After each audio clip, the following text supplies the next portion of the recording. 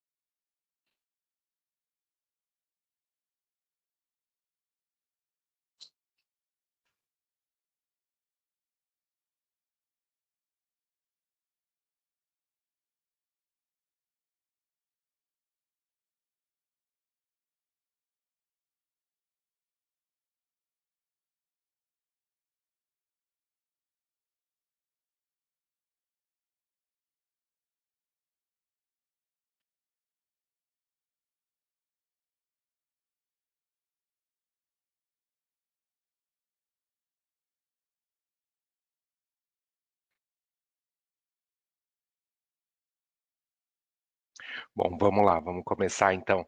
Então, primeiramente, bom dia a todos, sejam bem-vindos aí ao nosso segundo Credit Talk de 2023, que está sendo promovido pela Allianz Trade Brasil. Para aqueles que ainda não me conhecem, eu sou Rafael Guarenta, eu sou superintendente de risco de crédito aqui na seguradora.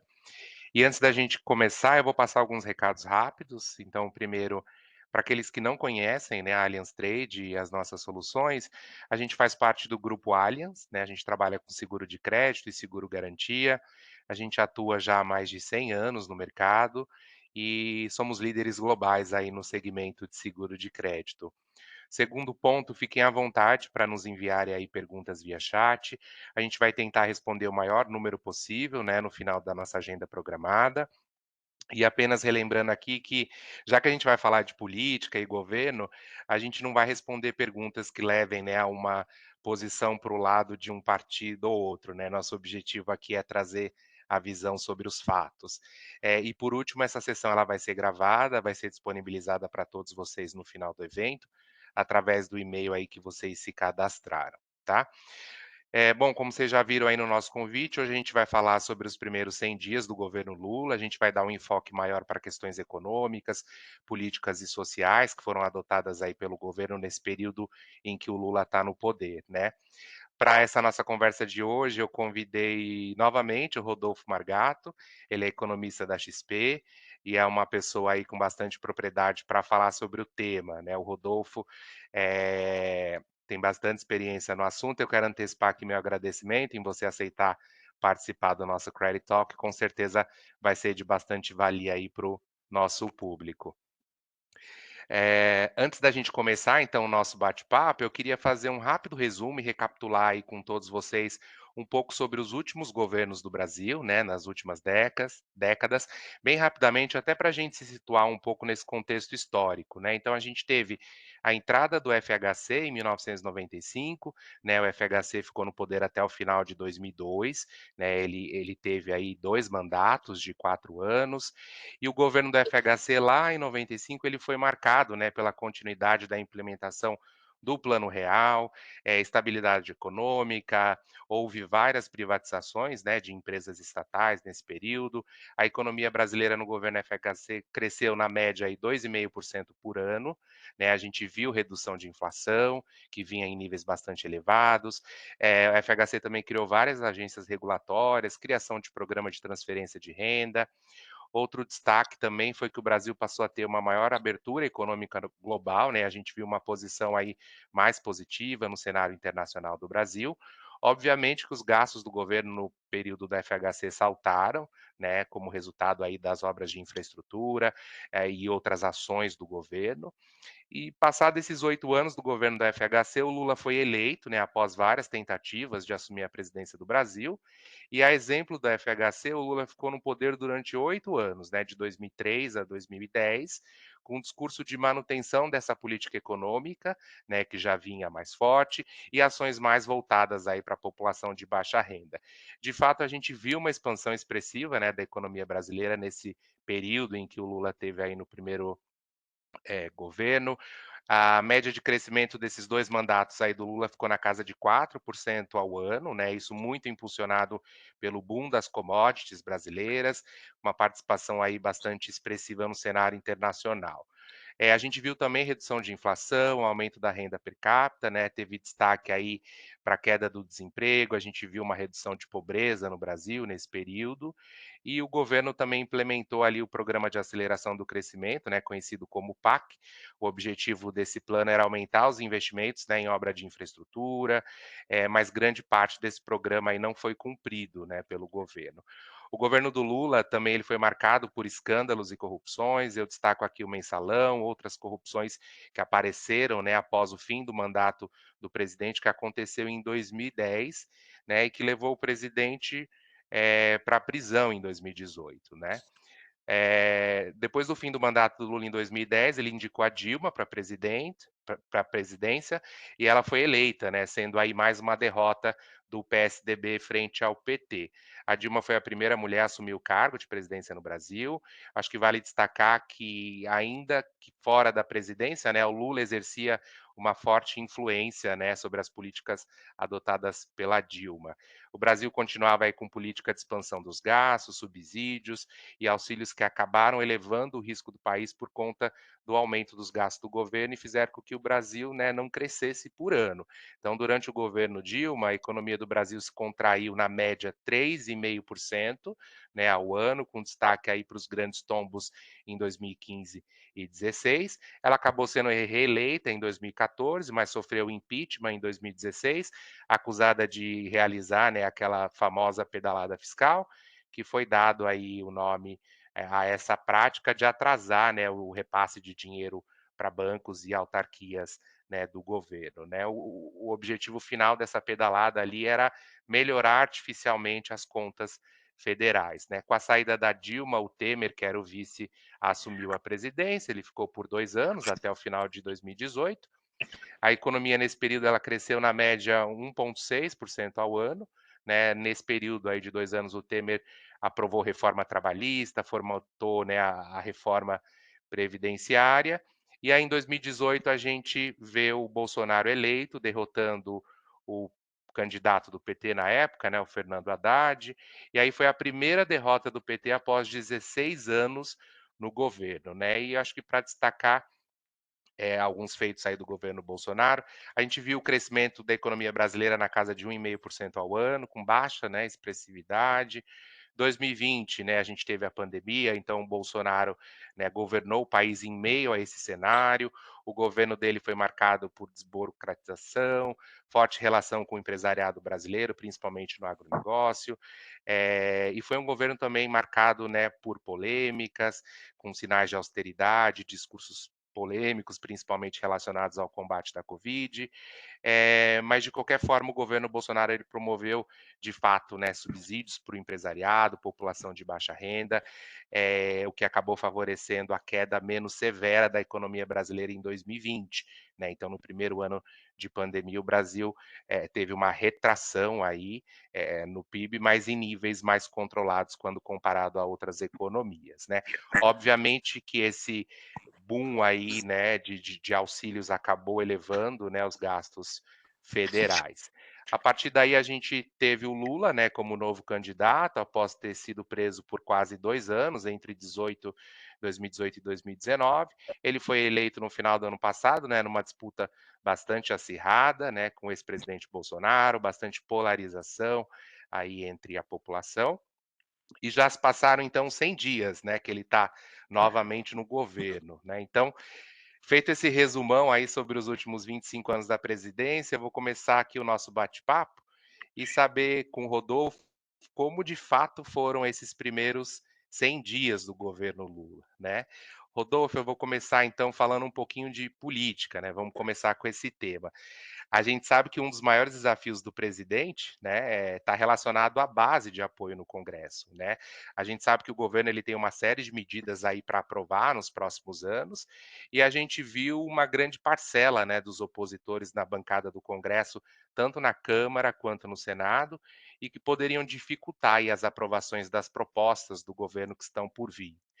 Passado esses 100 dias, né, como é que você tem visto essa relação entre o governo Lula e o Congresso, né? O Lula ele deve conseguir apoio para aprovar essas medidas que devem aparecer aí durante o mandato dele? Legal, Rafael. Primeiramente, bom dia a todos. Mais uma vez, obrigado pelo convite da Allianz Trade Brasil. Mais uma participação aqui no Credit Talk, que é sempre uma oportunidade muito enriquecedora para falarmos sobre perspectivas da economia brasileira. Eu acho que o Rafael fez belíssima introdução, né? Trouxe aí panorama, na verdade, uma história ali recente, né, da política brasileira, comentou sobre reformas, troca de poder, e a gente chega, de fato, aos 100 dias, né, do governo Lula, terceiro mandato do presidente Lula, e já indo direto para essa primeira questão, Rafael e todos que nos acompanham, a gente se baseia muito nas análises do time de política da XP, que talvez seja um dos mais respeitados aí do mercado financeiro brasileiro. E na avaliação dos colegas, e a gente, claro, compartilha isso dentro do time de economia da XP, é de que as principais pautas do governo Lula não enfrentarão tanta resistência no Congresso. É claro que algumas modulações, como a gente diz, algumas mudanças nos textos submetidos, né, nas propostas enviadas, devem acontecer, mas quando a gente olha a composição do Congresso, ainda que a oposição tenha um contingente representativo, não parece suficiente para barrar aí algumas aprovações que são consideradas como prioritárias. Então, a gente vai ter que testar, né, observar isso ao longo dos próximos meses, mas se a gente olha o tamanho do centrão, da base do governo formada, da aproximação do governo recentemente ao presidente do Senado, Rodrigo Pacheco, também ao presidente da Câmara, Arthur Lira, né, mais forte no primeiro caso, aparentemente, mas nas nossas contas aqui não haverá tanta resistência para alguns temas como arcabouço fiscal, mas aqui com transformações, com mudanças no texto, também algumas outras pautas relacionadas talvez a meio ambiente, a alguns programas do governo, né?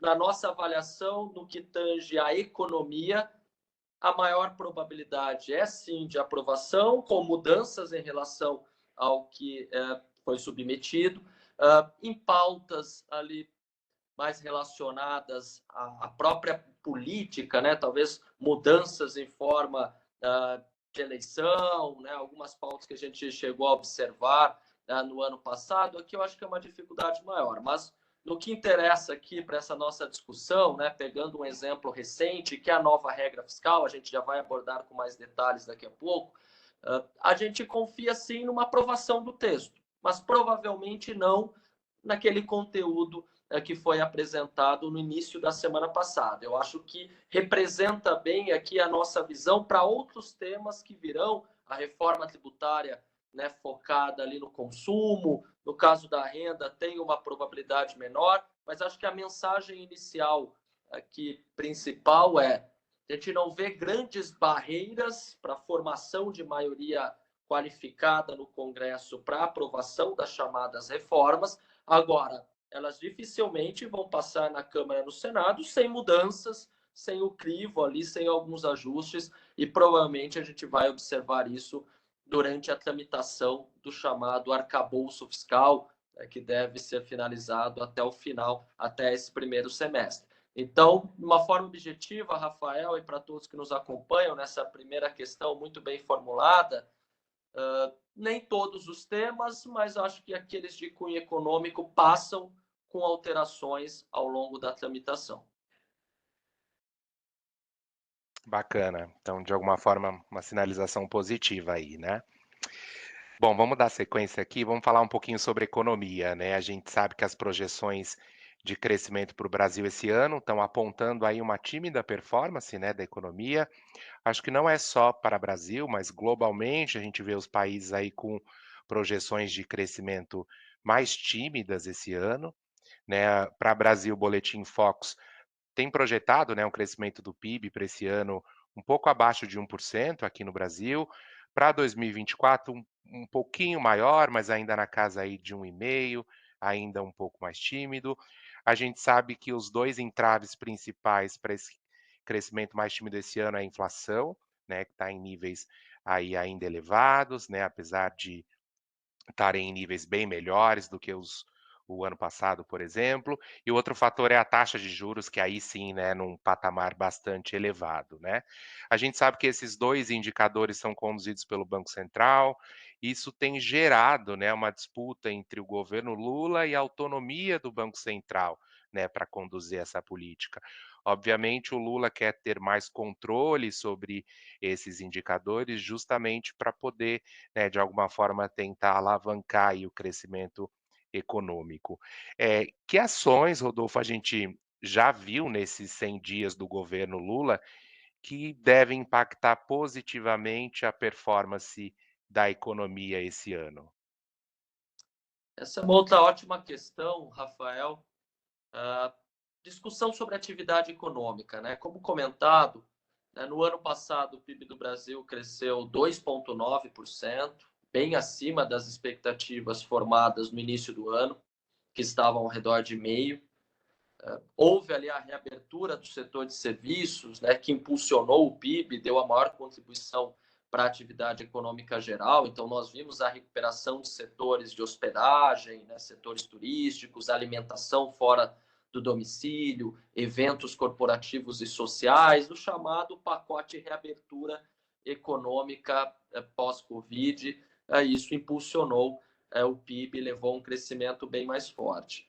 Mas com a inflação ainda bastante pressionada, no Brasil e no mundo, esse comentário do Rafael é perfeito, né? A pandemia trouxe alguns desequilíbrios importantes entre oferta e demanda, gerou uma inflação a mais alta dos últimos 42 anos na Europa, nos Estados Unidos e também em outras regiões importantes. Por um lado, uma demanda que foi bastante estimulada em 2020, 2021, tínhamos naquele momento um cenário de corte relevante de juros na maioria das economias, de mais gastos do governo para animar, né, alguns setores, também consumidores. Então, houve uma recuperação da atividade, mas um produto foi a inflação. Né? Uma demanda que foi bastante estimulada, uma oferta que não acompanhou, devido, sobretudo, a questões de rupturas em cadeias de suprimentos, né? O termo supply chain disruptions ficou bem comum aí no noticiário, na análise econômica e de mercados. Então, uma demanda que voltou mais fortemente do que a capacidade de oferta naquele momento, isso se traduziu em pressão inflacionária, que surpreendeu a todos. Lembro bem que o presidente do Banco Central dos Estados Unidos, do Federal Reserve, comentava sobre uma inflação temporária, passageira, ali ao longo de 2021, começo de 2022, algo similar na Europa. A gente sabe que não foi isso que aconteceu, a inflação escalou e a gente continua sentindo os efeitos da alta de preços. É verdade que nos últimos meses a gente observou uma descompressão, alguns sinais de alívio, mas ainda partindo de níveis elevados. Né? Isso é uma consequência da política monetária mais apertada, como também comentado pelo Rafael, né? Os bancos centrais tiveram que subir taxas de juros de uma forma intensa ao longo de 2022, isso continua em muitos países nesse primeiro semestre de 23, é aquele remédio amargo, a elevação de juros, para combater a doença, no caso a inflação, que foi se espalhando aí ao longo dos últimos anos. E aí, para chegar ao tema da atividade, né? A nossa projeção para crescimento econômico no Brasil este ano é de 1%. tem até algum viés de alta pelos dados recentes, pode se aproximar de 1,5% em 2023, mas de qualquer forma abaixo dos quase 3% do ano passado. E aqui a grande explicação é a taxa de juros elevada. A gente observa as condições de crédito, né? Vocês têm uma propriedade maior do que a minha, né, para falar a respeito, condições de crédito que mudaram ao longo dos últimos meses. Ontem mesmo o Banco Central divulgou a nota de crédito de março. O lado positivo é que a gente não parece estar em credit crunch. Nessa discussão veio depois de alguns eventos de crédito, alguns eventos corporativos no início deste ano. Não parece ser algo mais sistêmico, mais profundo, uma crise bancária. Não é disso que a gente está falando, não é de credit crunch, de quebra estrutural, mas é uma desaceleração, sim, das concessões, com o aperto das condições monetárias. Afinal, a taxa Selic saiu de 2% em março de 2021 para 13,75% em agosto do ano passado e permanece em tal nível até hoje. Então, juros mais altos necessários para combater a inflação, mas você tem ali o desconforto de uma atividade econômica que esfria, que desacelera, o PIB saindo de quase 3% para um crescimento entre 1 e 1,5%, a nossa projeção aqui na XP, e 1% também traz ali aproximadamente o boletim Focus do Banco Central. E isso leva a esse grande debate que, inclusive, está ocorrendo neste momento no Senado Federal. Temos lá hoje o ministro da Fazenda, Fernando Haddad, a ministra do Planejamento Simone Tebet, alguns economistas renomados que foram convidados para explanar sobre esse cenário de inflação e juros altos e uma atividade que está enfraquecendo e o governo tentando encontrar soluções para gerar um equilíbrio mais saudável. Então, a gente vai continuar a observar isso nas próximas semanas.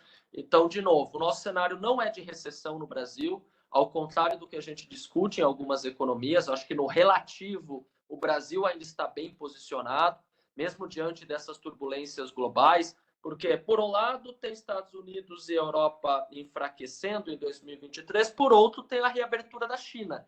O PIB chinês deve crescer perto de 6% este ano, contra 3% no ano passado. É o nosso principal parceiro comercial, a gente exporta muitas commodities para a China, então tem aqui algum efeito amortecedor que leva a essa perspectiva de um crescimento entre 1 e 1,5%. Agora, a grande pergunta para fechar essa resposta, e acredito que outros tópicos vão continuar endereçando, né, esse grande debate macro no Brasil, será que 1%, 1,5% é suficiente na visão do governo? Ou essa pressão política para corte de juros antecipado vai continuar? Então, esse é o quadro hoje. Por um lado, os atores políticos e até boa parte da sociedade, eu diria, afinal, os juros de quase 14% pesam sobremaneira aí nas empresas, nos consumidores. Por outro, um Banco Central independente que tem o mandato de levar a inflação de volta à meta, que hoje é de 3% para o ano que vem, para 2025, e que não pode cortar juros nesse momento diante dessa meta, dessa convergência que ainda não começou. Então, esse é o grande debate. O que vem depois? Tem uma revisão de meta de inflação?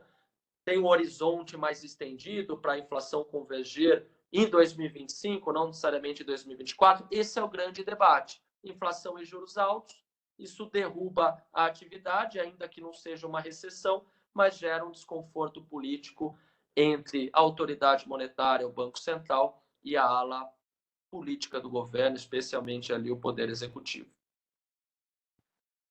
Não, perfeito. Acho que são muitos desafios aí, né? Com certeza. Você falou um pouquinho aí rapidamente sobre o arcabouço fiscal, né? Então acho que é um tema importante aí para a gente explorar um pouco mais, né? A gente sabe que uma grande preocupação que envolve o governo é o aumento, né, dos gastos públicos, que acaba aí aumentando o risco do Brasil. Então, o governo novo geralmente ele quer gastar, né? Ele quer fazer obras, quer mostrar trabalho, entregas, etc. Mas existe um ônus que é de fato o aumento, né, desses gastos públicos que acabam elevando o risco do Brasil, né? Muitas vezes lá fora, no cenário internacional, eleva-se o risco do Brasil, porque, né, o Brasil acaba estando aí mais endividado, né. O governo até então ele vinha com a adoção, né, de uma política de teto de gastos, né, que está para ser substituída aí pelo arcabouço fiscal, obviamente vai passar aí, né, por aprovações, etcétera.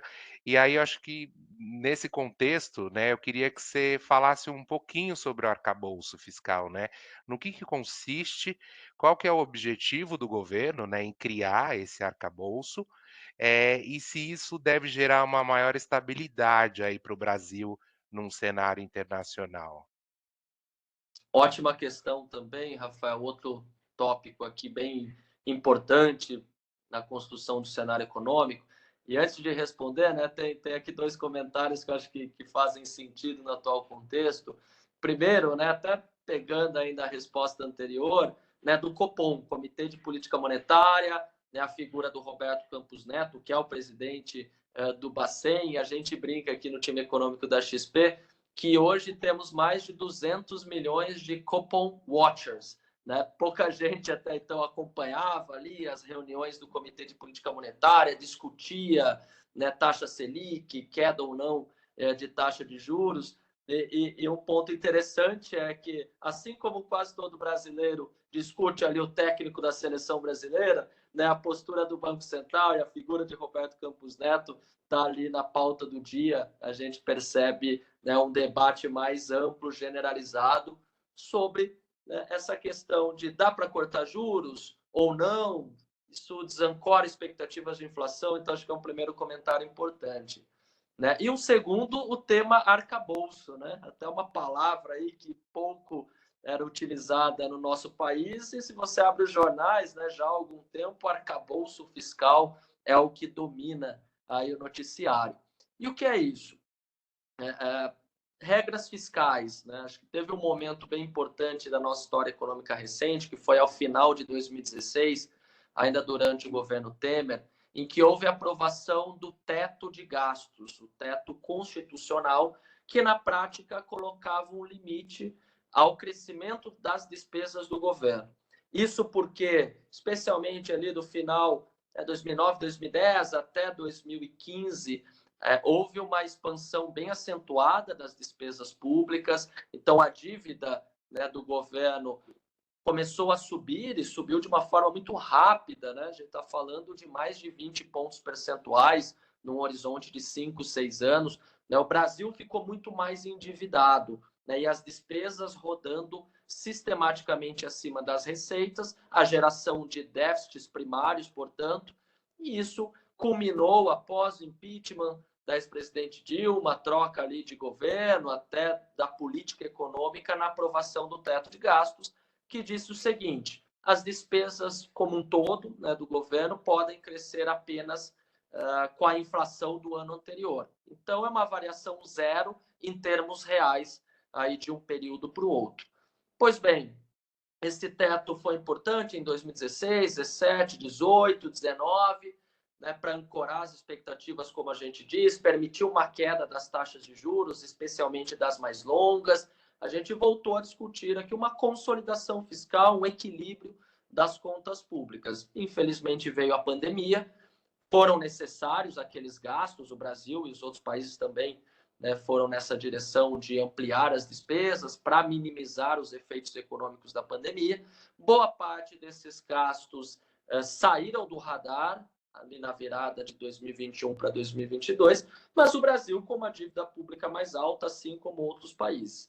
E aí a gente chega ao conflito que converge no arcabouço, que é o seguinte: os dois principais candidatos na corrida presidencial do ano passado, Lula e Bolsonaro, já vinham sinalizando para uma expansão de despesas, né, para alguns programas, sobretudo sociais, que levam ao aumento de gastos.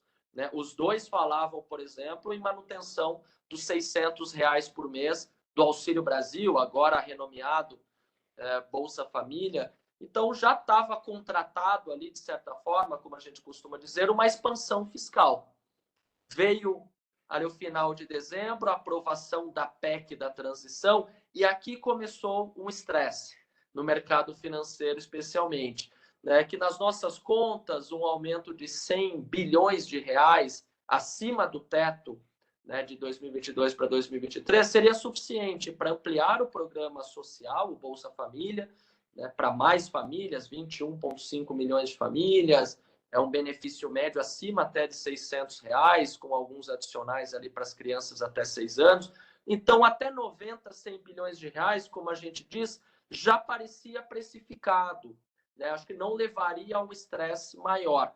Mas o texto aprovado, a PEC da transição, trouxe um aumento bem mais relevante, quase 170 bilhões de reais já de largada de aumento das despesas. Então, o mercado financeiro observa, a sociedade como um todo, nós estamos diante de um governo que tem mais gastos, né? Tem aqui os programas sociais, sem entrar no mérito, acho que muitos deles são importantes, são necessários, mas aquele temor, será que a gente vai conter outras despesas do governo que são ineficientes para abrir espaço para esses gastos em programas de transferências de renda e outras iniciativas relevantes?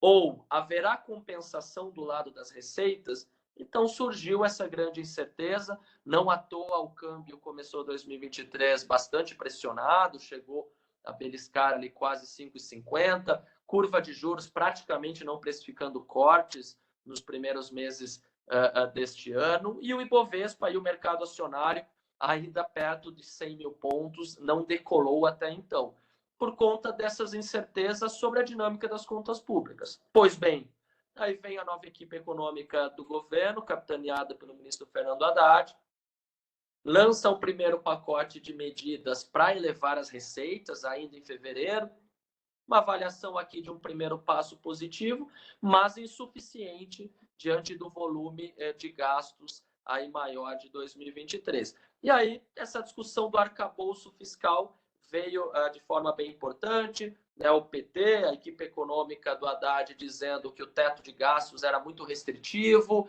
era muito engessado e que há necessidade de uma nova regra fiscal substituindo o teto de gastos. E isso é o chamado novo arcabouço. As linhas gerais do novo arcabouço fiscal foram apresentadas há 3 semanas. O mercado recebeu muito bem essas linhas gerais, eu posso dizer. Lembrem-se que há 2 semanas a gente teve ali um desempenho forte do Ibovespa, né? Maior valorização de uma semana em 2023. O câmbio chegou a bater R$ 4,90 por dólar, não faz muito tempo, porque esse arcabouço trouxe em linhas gerais o seguinte: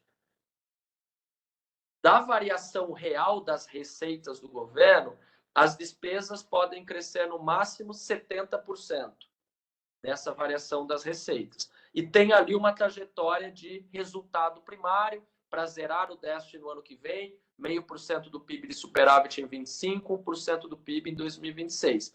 Se ao longo do tempo os resultados observados desviarem dessa meta aí projetada de resultado primário, aí as despesas podem crescer no máximo 50% da variação das receitas. Então, o mercado, que já não esperava ali grandes coisas da nova regra fiscal, algo menos restritivo do que o teto, pensou, ó, tem aqui uma política fiscal expansionista, ainda tem aumento de gastos, né, além da inflação, então é menos restritivo do que o teto, mas é limitado. Né? É um cenário aqui, como cresce sempre abaixo das receitas e tem ali uma trajetória para gerar superávit ao longo dos próximos anos, a trajetória da dívida pública não é explosiva. A gente sai de 75% da dívida bruta do governo, talvez para 82%, 81%, 83% do PIB no final do mandato. Então, tem um aumento de dívida, mas não é uma trajetória explosiva. Então, o mercado recebeu relativamente bem há mais ou menos 2 semanas. Mas aí, na semana passada, o governo efetivamente submeteu ao Congresso o texto final, a proposta final, não apenas as linhas gerais, portanto, mas também ali todo o conteúdo, e isso trouxe na nossa avaliação um texto um pouco mais frágil, de, por exemplo, sem uma rota de correção, se por acaso de um ano para o outro você desvia muito daquela trajetória de resultado primário, não tem ali o gatilho, como a gente diz, aquele mecanismo que fala, por exemplo, você não pode conceder aumento de salários de servidores públicos ou quaisquer outros ajustes para redirecionar a rota para levar de novo a convergência na projeção de primário. Então, eu diria hoje, para finalizar, que ainda persistem incertezas do lado fiscal, não nos parece aquele cenário de cauda, como a gente diz, o mais estressado, de uma trajetória explosiva da dívida pública. Então, isso diminui um pouco dos riscos que estavam ali precificados nos principais ativos financeiros, mas longe da conta fechada, a gente ter resolvido todo esse imbróglio fiscal. Então, o que a gente está acompanhando bem recentemente as despesas já correram lá na frente, vai aumentar cerca de 200 bilhões de reais em relação ao ano passado, o governo procurando receitas.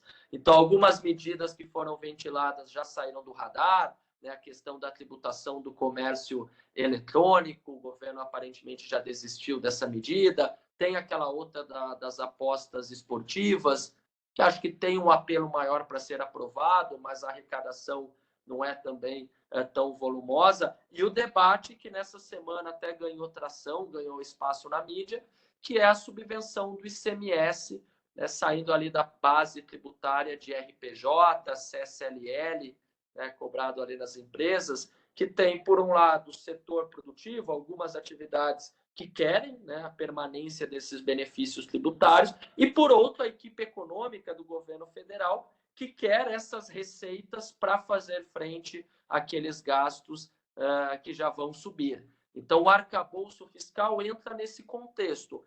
Já que não é mais o teto de gastos, a gente precisa ter um norte, né, algum controle das despesas para que a dívida pública se estabilize, pelo menos até o final desta década. Então, eu diria que não é nem 8 nem 80. A gente não caminha para um cenário drástico de trajetória explosiva, mas a gente vai continuar discutindo, né, a necessidade de mais receitas ou de controle de outros gastos para equacionar o lado fiscal da economia.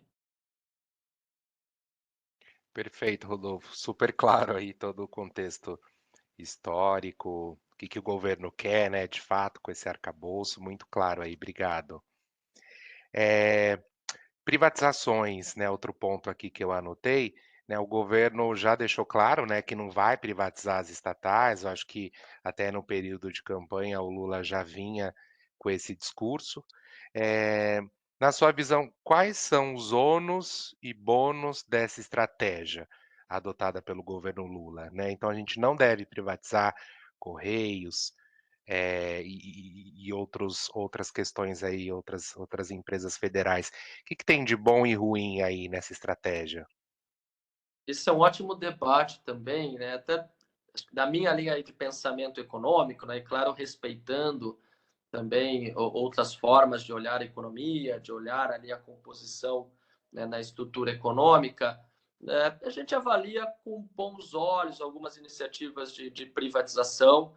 Né? De fato, ao longo das últimas décadas, a gente viu, em muitos casos, não em todos também, é importante fazer essa ressalva, mas ali, em muitos casos, uma gestão pouco eficiente, né, em determinadas empresas estatais. Então, algumas iniciativas de privatização, né, quando bem, né, coordenadas, conduzidas, até previamente com algum tipo de debate público, acho que trazem bons resultados ao longo do tempo. Mas, como você disse, Rafael, dificilmente nós veremos uma rodada de privatizações na esfera federal em 2023. O governo tem deixado isso bem claro. Eu acho que ninguém tem no cenário base nessas privatizações. Talvez, e aqui é uma outra discussão, se o atual governo federal pode diminuir a probabilidade de avanço de algumas privatizações estaduais, né? E temos alguns casos, São Paulo, Minas Gerais, Paraná, e aqui eu acho que podem acontecer, sim, né, uma privatização ou uma desestatização de algumas companhias, não no âmbito federal, mas talvez em alguns estados aí relevantes da federação. Agora, o que o governo pretende potencializar daqui para frente, a gente já tem percebido isso no discurso, em alguns pronunciamentos, eu acho que virão algumas medidas nesse sentido, são as PPPs, né? Uma agenda forte até do ministro da Casa Civil, Rui Costa, que tem algumas experiências bem sucedidas no estado da Bahia, de turbinar, de potencializar parcerias público-privadas. Inclusive, na semana passada, a gente viu ali algumas linhas gerais, diretrizes apresentadas pela Secretaria do Tesouro Nacional, né? Figura ali do secretário Rogério Seron, mencionando o Ministério da Casa Civil, de que o governo pretende potencializar as PPPs, as parcerias público-privadas, talvez com algum respaldo do Tesouro.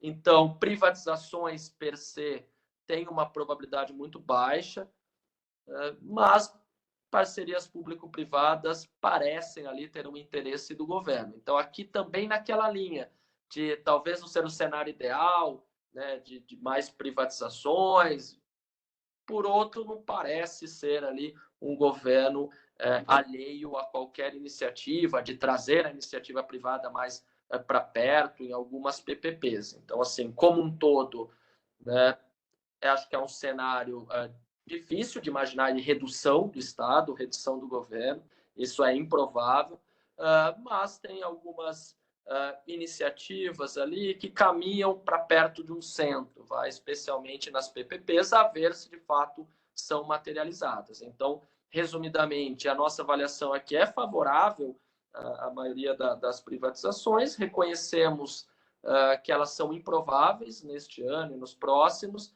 mas tem ali uma formatação, especialmente em PPPs, conduzida ali pelo Tesouro Nacional, Casa Civil, que podem abrir algumas oportunidades para empresas privadas no Brasil.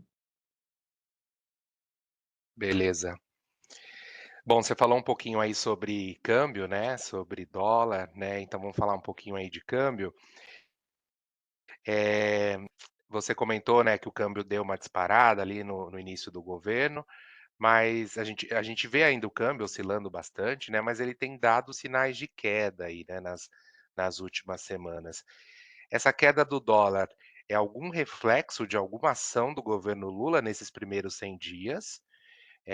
Ou isso tem acontecido mais como um reflexo do que está acontecendo na economia internacional, ou seja, alguma influência, né, externa aqui no câmbio, entrada de dólares, enfim, quais são os motivadores aí para o dólar ter dado uma caída aí, ou o real ser apreciado?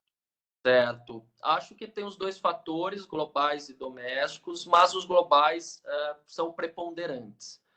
O que eu quero dizer com isso é que da apreciação cambial de mais ou menos 5,30, 5,40 até os 4,90, e aí voltou, né, agora ali perto de 5, um pouco acima, né, a maior parte desse movimento de apreciação foi decorrente de fatores internacionais, né? Eu mencionei já aqui a reabertura da China, que no ano passado teve uma atividade bastante machucada, né? A política de tolerância zero à Covid, o PIB chinês cresceu 3%, houve uma flexibilização das restrições ligadas à pandemia já em novembro do ano passado, e a China, especialmente via consumo, o setor de serviços, deve crescer bem mais fortemente no curto prazo. Isso é relevante para o Brasil pelo canal das commodities, né? O Brasil é um grande exportador líquido de commodities, minério de ferro, soja, milho, carnes.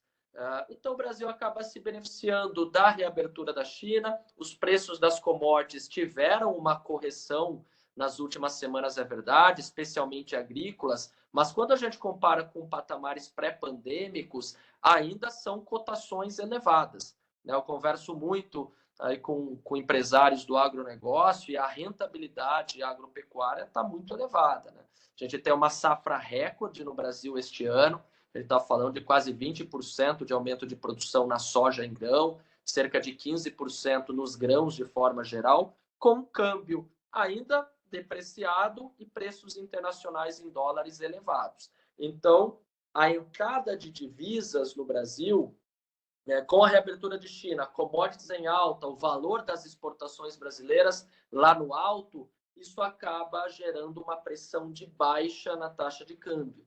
Nas nossas contas aqui, Rafael, todos que nos acompanham, o chamado câmbio justo, entre aspas, né, aquele que reflete os fundamentos da economia, ficaria ali em R$ 4,70, R$ 4,80 por dólar, ou seja, teria aqui um potencial de queda ainda mais acentuada do câmbio. A balança comercial no Brasil vai ser recorde este ano, 70 bi de dólares, baita volume de reservas internacionais, as commodities eu já mencionei. Então, os drivers externos explicam boa parte dessa apreciação do câmbio nos últimos dias e poderia caminhar até um pouco mais. Só que aí a gente tem o outro lado, né, os fatores domésticos. Eu mencionei que as linhas gerais do arcabouço fiscal foram bem recebidas, então naquele momento foi um ingrediente local que também contribuiu para a queda do câmbio, mas as incertezas fiscais ainda presentes, né, pelo texto submetido, esse temor sobre quais receitas vão ser anunciados, quais medidas de elevação de receitas vão ser anunciadas, isso também devolveu, em parte, aquela melhora do câmbio. Então, do movimento recente, eu diria que a maior parte foi decorrente do cenário global, que ainda é complicado, né? A gente não caminha para uma crise no sistema bancário mundial, acho que isso está ficando mais claro, mas é um cenário de menor crescimento no chamado mundo ocidental, Europa, Estados Unidos, mas China, no curto prazo, traz aquele amortecedor, as commodities ficam ali em patamares altos e isso ajuda a reduzir o câmbio. A gente acredita que cotações ao redor de R$ 5 por dólar são ainda as mais prováveis nos próximos meses. Legal. Outro tema importante aí que virou pauta, né, nos primeiros 100 dias do governo Lula foi a relação do governo com outros países, né, que a gente chama aí de política externa. Então a gente viu nesses primeiros 100 dias o Lula na Argentina, nos Estados Unidos, na China, Portugal, já confirmou que deve ir à Inglaterra para a coroação do rei Charles, né, que vai acontecer no dia 6 de maio. Qual que é a estratégia do Lula, né? Que estratégia que ele tem adotado com essa proximidade aí com esses importantes parceiros comerciais do Brasil? Esse é um outro tópico bem interessante, Rafael, porque logo após, né, a eleição, aí o Lula, o terceiro mandato, acho que majoritariamente, né, não dá para falar todos, mas majoritariamente, aqui uma avaliação, o Lula voltando, tem ótimas relações, né, diplomáticas, conversa com a maioria dos países, teve um papel lá atrás na questão de busca, né, no combate à pobreza e à fome no mundo. Então, eu diria que na largada, uma expectativa favorável, alguns sinais promissores, isso do ponto de vista aí da avaliação internacional, e a gente fala com muitos players nos Estados Unidos, na Europa, em outras regiões. Se a gente olha para os 100 primeiros dias, eu acho que no primeiro momento, continua, vai de forma geral, ainda um apoio da maioria dos países em relação ao governo, especialmente quando entra ali a temática do meio ambiente, né? Havia muitas críticas ao governo anterior no que tange a meio ambiente, né? E as diretrizes do atual governo são mais bem recebidas, mas é claro que na ponta teve ali um evento que foi bastante desconfortável, né? Talvez algum excesso, algum erro na questão diplomática do atual governo, que foi relacionado à guerra na Ucrânia, né? Algo que gerou ali ruídos, né? Uma certa insatisfação de alguns players globais, né? Alguns comentários nos Estados Unidos, na Europa, de que eles não receberam bem a fala do presidente, né? De outros do governo como um todo sobre a guerra na Ucrânia, que pendeu um pouco mais para a Rússia do que para o país invadido, enfim. Então, eu diria que, como um todo, né, olhando para o mandato, eu acho que tem uma perspectiva favorável na condução de temas como meio ambiente, né, busca aí ao combate à fome, à pobreza, né, o PT teve uma penetração forte nesses temas em outros mandatos, mas com essa ressalva de que na ponta houve um arranhão, esses ruídos envolvendo guerra na Ucrânia. Né? O governo depois tentou suavizar, mas acho que é importante esse comentário. Então, nada que mude aqui a nossa cabeça para cenário base, né? Uma visão de médio prazo, né? Na avaliação de quem está lá fora, acho que benigna, mas com desconforto aí, com algumas dúvidas devido a comentários aí recentes relacionados à guerra. Bacana. Obrigado aí, Rodolfo. Bom, outro tema que eu trouxe aí rapidamente é a questão da pauta social, né? A gente sabe que o Lula ele foi eleito muito em função das promessas, né, de políticas públicas de atendimento à população de baixa renda. Você falou um pouquinho, né, sobre a volta do Bolsa Família. Então, o que o governo já implementou nesse aspecto, né, em questão social? O que a gente já viu aí nesses 100 dias? Ótimo. Aqui você já tocou, acho, na grande medida, aí, na grande ação do governo, que é a ampliação do Bolsa Família. É verdade que os dois candidatos da corrida presidencial, Lula e Bolsonaro, falavam sobre a manutenção de um programa de transferências forte, né, do governo. Nesse atual mandato, né, no governo petista, isso de fato aconteceu. Né, acho que em certa medida também teria ocorrido no caso da eventual reeleição de Bolsonaro. Mas acho que a grande marca do Lula nesses 100 primeiros dias na questão social é esse Bolsa Família chegando a mais de 21 milhões de famílias no país, né, com benefício mensal médio, que quando a gente faz as contas aqui no detalhe, chega a um pouco mais de R$ 700, que você tem os R$ 600 do benefício ali central, mas tem aqueles adicionais, né, para crianças menores, né, para crianças até 6 anos, tem uma outra parte para jovens e para gestantes. Quando a gente coloca todos os benefícios aí, as transferências de renda, de proteção social, a gente chega a mais de R$ 700 por mês, que tem o aspecto positivo de prover alguma sustentação ao consumo das famílias. A gente está falando aqui de um programa de 170 bilhões de reais por ano. Né? Quando a gente olha apenas as transferências diretas do governo para as famílias, é um ganho de quase 4% acima da inflação comparando com 2022. Então, tem uma disponibilidade de renda maior que vem desse programa. Eu acho que é a grande ação, né, o grande selo aí do governo nesses primeiros 100 dias. É que aí tem o outro lado da história também, que remete àquela pergunta inicial. Né? Se o governo gasta mais, e esse tipo de gasto, por exemplo, é meritório, mas existem outros que são colocados sob discussão em termos de sua eficiência, né? O governo com uma política fiscal mais expansionista, isso geralmente ao longo do tempo se traduz em mais inflação. Né? O mercado hoje discute muito mais uma inflação de 4,5%, 5% nos próximos anos do que 3, 3,5%. E a inflação acaba corroendo o poder de compra das famílias, especialmente das mais pobres, cujo orçamento mensal tem um peso ali maior de alimentos, de energia elétrica, de bens administrados, que são prejudicados no contexto aí de inflação alta. Então, diria que a grande ação no âmbito social foi justamente a implementação desse Bolsa Família turbinado, né? Isso dá algum respaldo ali no consumo de curto prazo, mas outras medidas precisam ser tomadas em paralelo para evitar uma pressão inflacionária persistente, porque isso ao longo do tempo acaba sendo contraproducente, diminui o poder de compra do consumidor e acaba afetando a economia como um todo. Legal. Bom, a gente vai caminhando aí para o final. A gente tem mais uns minutinhos aí para perguntas. Eu recebi algumas perguntas aqui no chat. Vou começar com uma pergunta sobre reforma tributária, né. Acho que você falou um pouquinho sobre o arcabouço fiscal, e então o crescimento das despesas, né, do gasto do governo está condicionado ao aumento de receita, e a gente sabe que essa questão da reforma tributária já vem há anos aí sendo discutida, né. Você acha que isso de fato deve ocorrer esse ano, a votação, a reforma, né, na questão da tributação aí no Brasil?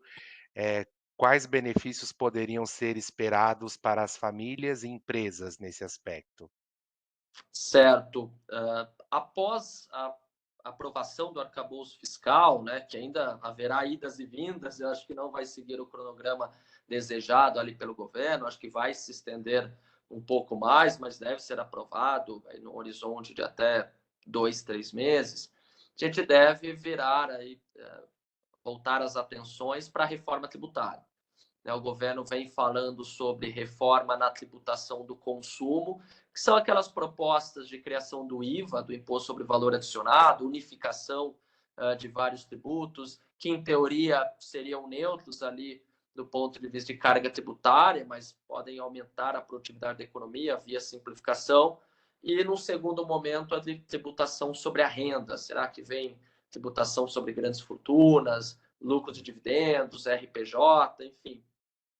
A gente acredita, de uma forma resumida, que tem uma maior probabilidade de aprovação do primeiro conjunto, que é a reforma tributária do consumo.